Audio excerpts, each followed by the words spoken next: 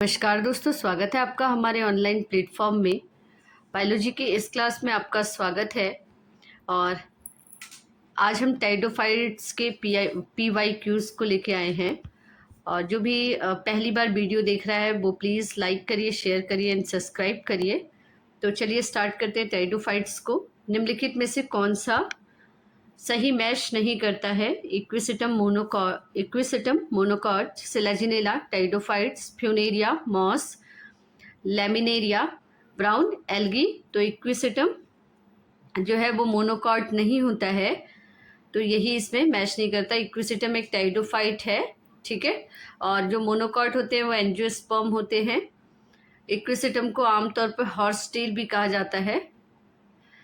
उसके बाद next question है, azolla is an example of pteridophyte, bryophyte, gymnosperm, angiosperm. तो ऑप्शन नंबर ए सही हो जाएगा, टाइडोफाइट्स। एजोला एक तैरने वाला जलीय टेरिडोफाइट है। इसके पत्ते एनाबिना एजोला नाम से साइनोबैक्टीरिया नील हरित शैवाल पाया जाता है। और नाइट्रोजन फिक्सेशन स्थिरीकरण का ये काम करते हैं। इसी वजह से इसका उपयोग धान के खेतों में जैव उर्वरक के रूप में बड़े पैमाने में किया जाता है। क्वेश्चन नंबर 3 है, निम्नलिखित टाइडोफाइट में किसका तना मरुद्भिद जलोद्भिद दोनों प्रकार का लक्षण शो करता है? जीरोफाइटिक और hydrophytic. Marsilea, lycopodium, equisetum, selaginella. तो ऑप्शन नंबर सी सही हो जाएगा, इक्विसिटम। इक्विसिटम तना मरुद्भिद और जलोद्भिद हाइड्रोफाइटिक दोनों प्रकार के अनोखे लक्षण को प्रदर्शित करता है। इसके तने की आंतरिक संरचना एनाटॉमी में हवा के लिए गुहिकाएं, वेस्कुलर एंड क्रेनियल्स कैनाल होते हैं जो जलोद्भिद लक्षण है। इसलिए इनकी एपिडर्मिस पर सिलिका का जमाव और धंसे हुए रंध्र शुकेन स्टोमेटा मरुद्भिद लक्षण होते हैं। क्वेश्चन नंबर 4 हो जाएगा, इन टाइडोफाइट्स if sporangium developed from the group of cells is called as leptosporangiate, eusporangiate, heterosporangiate और पैथेनोजेनेसिस। तो ऑप्शन नंबर बी जो है यूस्पोरेंजिएट सही हो जाएगा। तो यूस्पोरेंजिएट जो है जब स्पोरेंजियम का विकास कोशिकाओं के एक समूह में ग्रुप ऑफ यूनिशियल से होता है। और लेप्टोस्पोरेंजिएट होते हैं। इसके विपरीत यदि बीजाणुधानी का विकास केवल एक प्रारंभिक कोशिका से होता है तो उसे लेप्टोस्पोरेंजिएट कहते हैं। क्वेश्चन नंबर 5 है, निम्नलिखित में से कौन एक वॉकिंग फॉर्न है? Pteris, adiantum, nephrolepis, equisetum. तो ऑप्शन नंबर बी सही हो जाएगा, एडिएंटम। एडिएंटम विशेषकर कॉर्डेटम को वॉकिंग फॉर्न कहा जाता है। इसलिए ऐसा इसलिए है क्योंकि जब इसकी पत्तियों के अग्रभाग लीफ टिप मिट्टी के संपर्क में आते हैं तो वहाँ नई जड़ें और पौधे निकल आते हैं, जिससे ऐसा लगता है कि पौधा चल रहा है। इससे मैडन हेयर फर्न भी कहते हैं, ठीक है। नेक्स्ट क्वेश्चन को देखते हैं, एंडोफाइटिक माइकोराजा राइजा किसके प्रोथैलस में पाया जाता है? Lycopodium, Selaginella, Equisetum, Marsilea. तो ऑप्शन नंबर ए सही हो जाएगा, लाइकोपोडियम। नेक्स्ट क्वेश्चन है, टेरिडोफाइट का मुख्य पौधा शरीर है? Sporophyte, epiphyte, saprophyte, gametophyte. तो ऑप्शन नंबर ए सही हो जाएगा, स्पोरोफाइट। टेरिडोफाइट का मुख्य पौधा स्पोरोफाइट बीजाणुद्भिद होता है जो द्विगुणित होता है। यह वास्तविक जड़, तने और पत्तियों में विभाजित रहता है। ब्रायोफाइटा के विपरीत जिनका मुख्य शरीर गैमेटोफाइटिक होता है, टाइडोफाइट में स्पोरोफाइट प्रमुख और स्वतंत्र अवस्था में रहते हैं।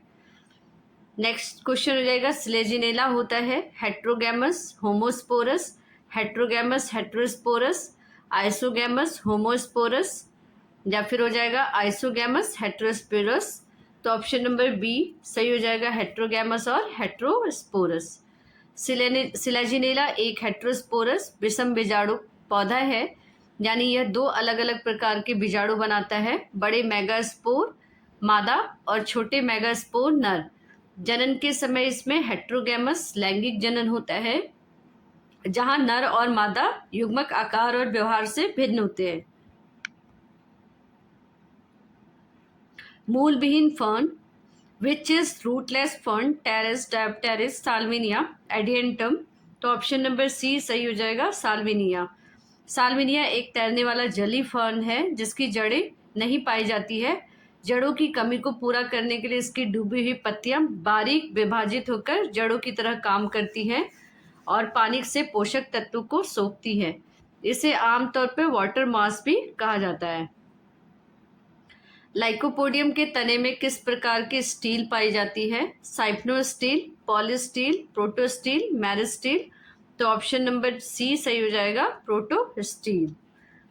लाइकोपोडियम के तने में प्रोटोस्टील पाई जाती है। प्रोटोस्टील सबसे प्रिमिटिव प्रकार का स्टील है जिसमें केंद्र में ठोस जाइलम होता है और वह चारों ओर फ्लोएम से घिरा रहता है। इसमें मज्जा पित्त जो है पूरी तरीके से अनुपस्थित होता है। इसके विभिन्न रूपों में एक्टिनोस्टील और प्लेक्टोस्टील भी लाइकोपोडियम की अलग अलग प्रजातियों में देखने को मिलते हैं। Heterospory and ligulate leaves are features of Pteris, Selaginella, Lycopodia, Marsilea. तो ऑप्शन नंबर बी सही हो जाएगा, सिलेजिनेला।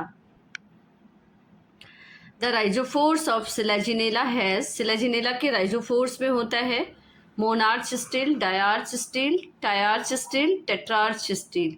तो ऑप्शन नंबर ए सही हो जाएगा, मोनार्च स्टील।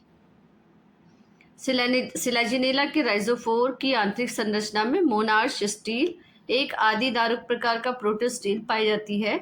इसका मतलब है कि जाइलम केवल एक ही प्रोटोजाइलम समूह का होता है। इसकी प्रकृति सेट्रार्क या एक्सार्क होती है।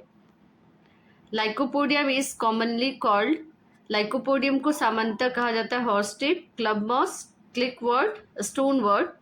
तो ऑप्शन नंबर बी सही हो जाएगा, क्लब मास। लाइकोपोडियम को क्लब मास जैसे दिखने वाले स्ट्रोबिलस, बीजाणु, शंकु और मॉस जैसे आकार का क्लब मॉस या ग्राउंड पॉइंट भी कहा जाता है। सिलेजिनेला को स्मॉल क्लब मास और इक्विसिटम को हॉर्सटेल कहा जाता है। ठीक है, इस टाइप के क्वेश्चन बार बार आजकल पूछे जाते हैं, तो इस टाइप के क्वेश्चनों को आप अच्छे से और ध्यानपूर्वक लर्न करें। और अगर नए यूजर्स हैं तो प्लीज़ जो पहली बार वीडियो को देख रहे हैं ज़रूर सब्सक्राइब करिए, बेल आइकन ज़रूर दबाइए ताकि वीडियो आपके पास जब भी हम डालें तब भी तुरंत नोटिफिकेशन आए। और चलिए 14 क्वेश्चंस को देखते हैं। किसके तने में प्रोटोस्टील पाया जाता है? टेरेस के, लाइकोपोडियम के, मार्सिलियम के, टेरिडियम के। तो ऑप्शन नंबर बी सही हो जाएगा, लाइकोपोडियम के। प्रोटोस्टील सबसे सरल और प्राचीन प्रकार का स्टील है जिसमें केंद्र में ठोस जाइलम होता है और मज्जा अनुपस्थित होता है। यह विशेष प्रकार के लाइकोपोडियम के तने में साफ देखी जा सकती है। जैसा कि आपके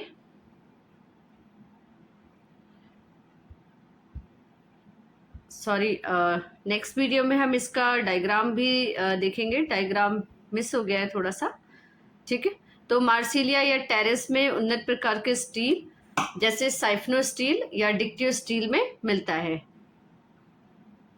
the brown coloured outgrowth exciting over the petiole and rhizome of fern is known as, fern के पर्णवृत्त और प्रकंद पर आच्छादित भूरे रंग के ऊर्ध्वार्ध को कहते हैं पिच्छक, सल्क, सल्कन, रेनुशल्क, रोमेटा।